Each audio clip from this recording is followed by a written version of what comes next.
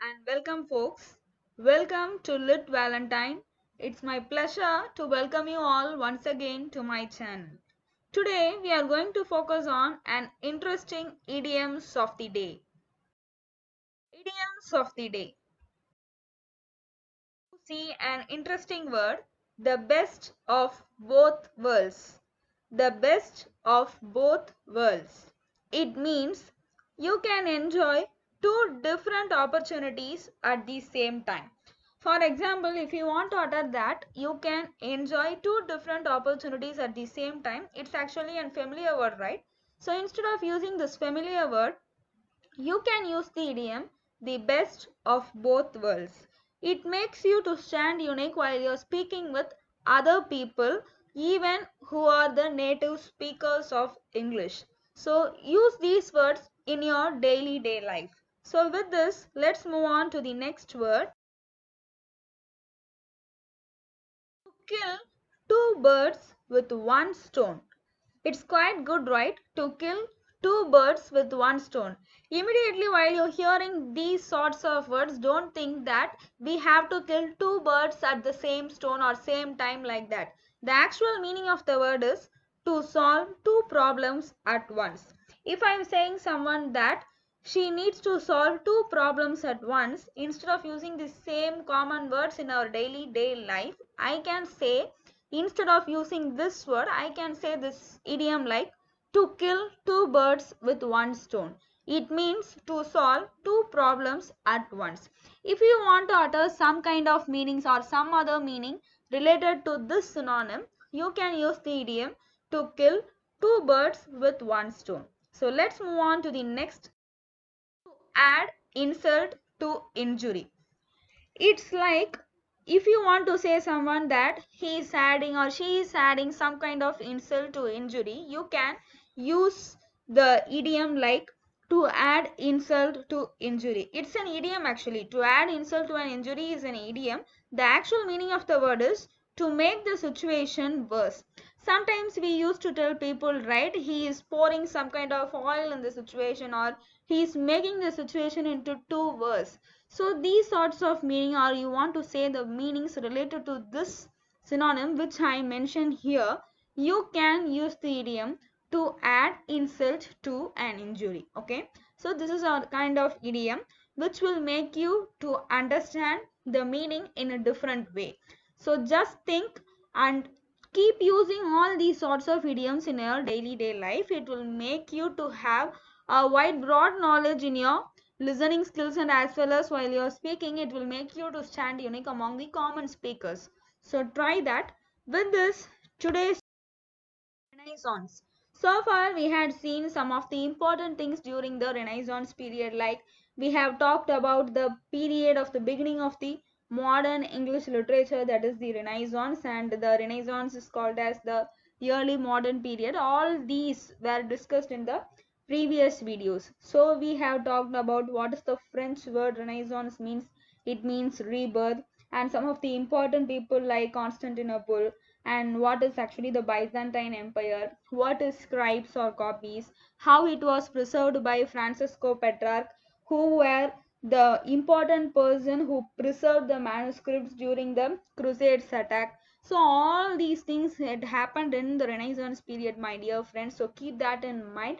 It's the period where we have the revival in all sorts of literature, like, and we have revival in religion, arts, everything. We had revival in this period.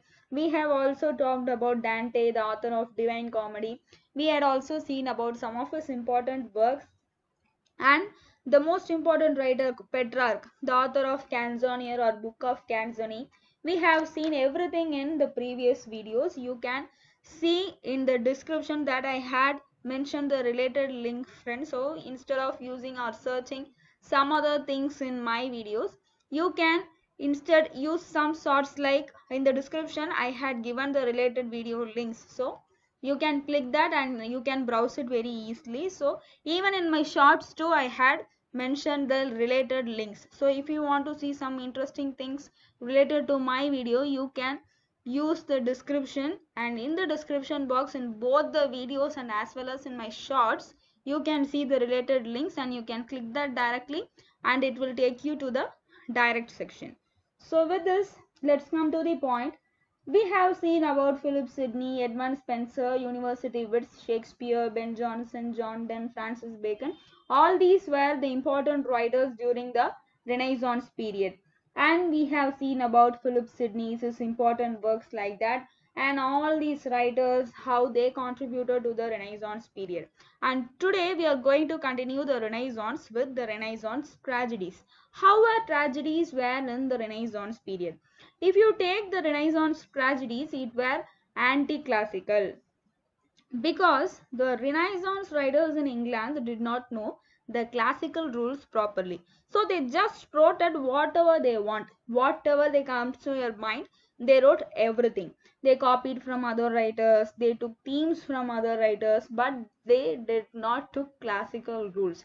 That is the major obstacle which was prevailed in the Renaissance period, and so they are called romantic tragedies. You all know about Shakespeare, right? Shakespeare, who wrote romantic tragedies and comedies as well. He is the person who was lived during the time of the Renaissance. And sonnets and tragedies are not the only major genres in Renaissance period. So the other important genre was there, it is epic.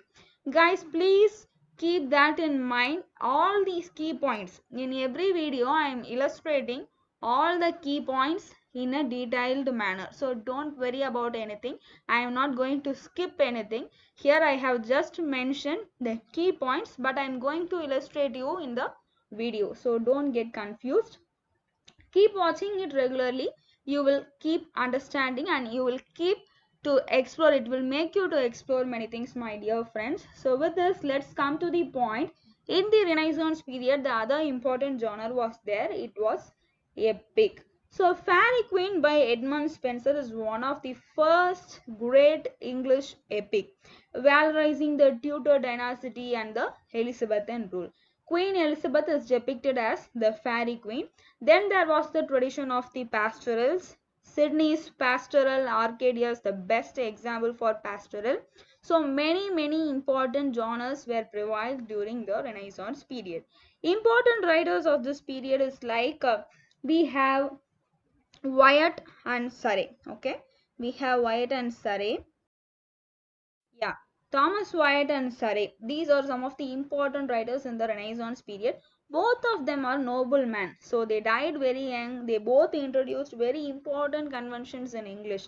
If you take Thomas Wyatt, he introduced Italian sonnet. And Surrey was the person who introduced blank verse. If you take the blank verse, the most important meter in English. Okay. The other important meter in English is iambic pentameter, which I have mentioned here. Penta means 5 feet. In every foot there are 2 syllables. So actually it is 10 syllables totally. 10 syllables in the sense it is decasyllabic lines. And every foot of 2 syllables is an iamb. Iamb means unstressed syllable followed by a stressed syllable. Famous example in English is the Grace Elegy. So the rhythmic or iambic pentameter is musical. So with this, let's move on to the next blank verse. So if you take iambic pentameter, when it comes without any rhyme in verse or paragraphs, any number of lines, that is called blank verse. Blank verse because it is called as blank verse because it has no rhyme. If you take iambic pentameter, that pairs in rhyme is called heroic couplets. So the heroic couplets was introduced by Chaucer. Iambic pentameter, when it comes as stanza of 7 lines, it is called as Chaucerian stanza or rhyme royal. Chaucerian stanza is also called as rhyme royal. So many stanzas are iambic pentameter only during the Renaissance period. But in English, many writers used iambic tetrameter also. If you take the writer like Tennyson, Tennyson's In Memoriam is a great work. It was written in iambic tetrameter stanza. Another important writer of Renaissance is Thomas More, who is famous for his book Utopia. Utopia is actually the Greek word which means nowhere land. Keep that in mind. Utopia is a Greek word which means nowhere land. Utopia is an ideal land, my dear friends, where everybody is equal, everything happens in a picture perfect manner, and it was written in 1516 in Latin. Then it was translated into English in 1551 by Ralph Robinson. It's a very important prose text. Next we are going to focus on another important writer in the Renaissance period. It was John Skeleton. John Skeleton is a poet who wrote many ruggeds, that is called conversational verse.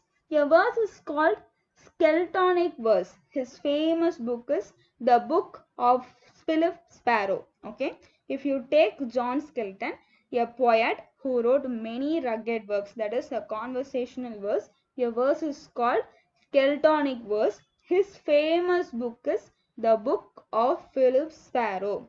Rugged conversational verse, later it was inspired by John Donne. Here I have mentioned about that.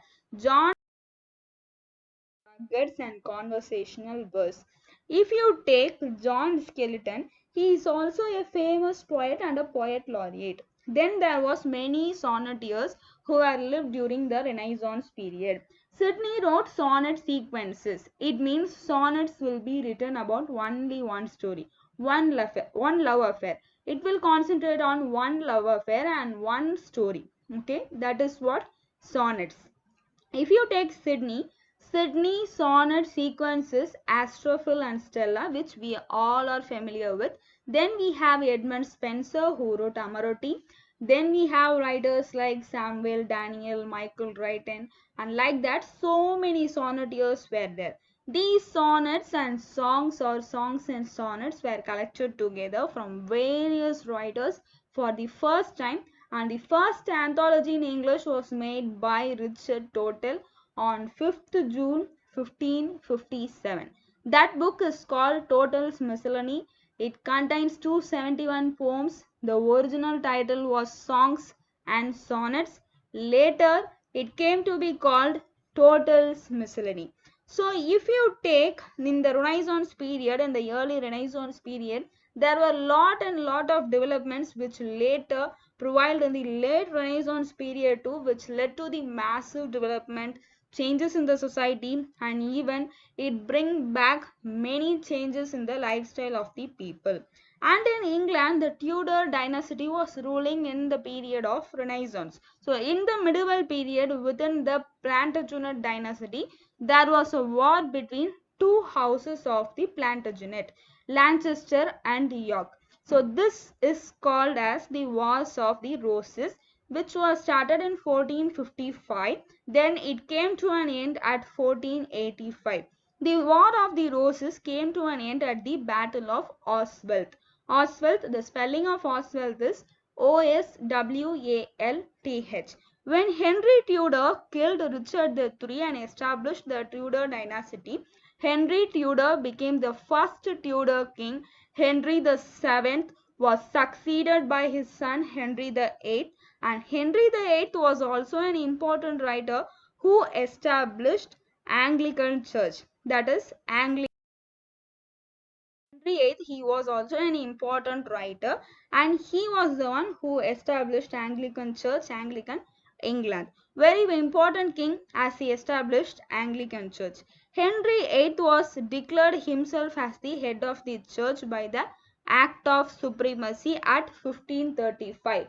1535 was the year the Act of Supremacy was started, and Henry VIII was the father of Edward VI, who became king after Henry, and Mary I was the daughter of Catherine of Aragon, the first wife of Henry, who divorced her and married Anne Boleyn, and this led to the Reformation of England. So with this, we came to the end of the session, my dear friends. In the upcoming video, I am going to post about Reformation, and it's once again a reminder for you all that each video on shorts of Lit Valentine has related links in the description. So you can use the related links by clicking the link.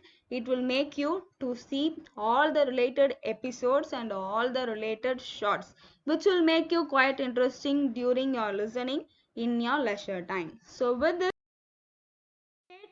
with Lit Valentine for more interesting videos and shorts, my dear friends. Thank you for watching Lit Valentine. Keep liking, comment, and give your subscription. And even don't forget to share with your friends. Till I'm meeting with the upcoming new episode. Take care. Bye bye. Have a great day.